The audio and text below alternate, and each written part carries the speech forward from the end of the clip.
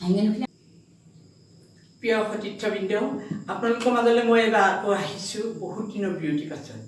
এইবাৰ মই আপোনালোকৰ মাজলৈ লৈ আহিছোঁ জন্মাষ্টমী নাম। ভাদ মাহটো হৈছে ভক্তি মাহ। এই ভাদৰ অষ্টমী তিথিতে ভগৱানে শ্ৰীকৃষ্ণ ৰূপে জন্মগ্ৰহণ কৰিছিল আৰু সেই জন্ম হোৱা দিনটোকে ভগৱানৰ চৰ্চা কৰে, গুণানুকীৰ্তন কৰে। ভকত বৈষ্ণৱে নামঘৰে গোপিনী আইসকলে জন্মাষ্টমীৰ নাম গায় আৰু মই আপোনালোকৰ মাজলৈ সেইকাৰণে জন্মাষ্টমীৰ নাম লৈ আহিছোঁ। আপোনালোকে শুনক, আপোনালোকে ভক্তি ভাৱনাৰে নিশ্চয় জন্মাষ্টমী পালন কৰিব। তাৰ আগে মই আপোনালোকৰ মৰম চেনেহ বুটলিবলৈ আপোনালোকৰ মাজলৈ আহিছোঁ। পুনৰ প্ৰতিশ্ৰুতি আপোনালোকৰ মাজলৈ আকৌ ঘূৰি আহিম। এইমাত্ৰ আপোনালোকে জন্মাষ্টমীৰ নাম শুনক। ও হৰি ও ৰাম, আজি ৰাতি শিলাব ৰখিলে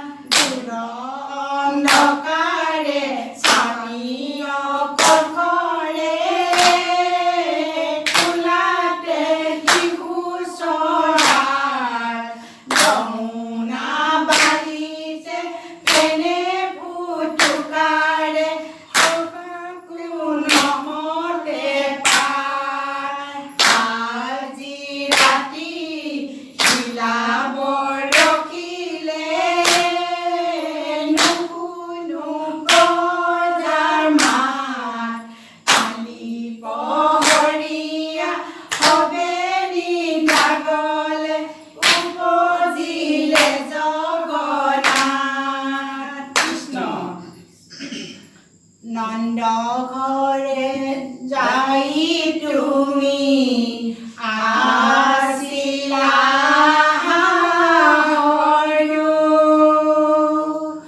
কোন হতে নন্দ ৰাণী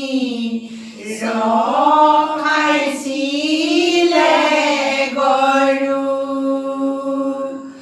নন্দ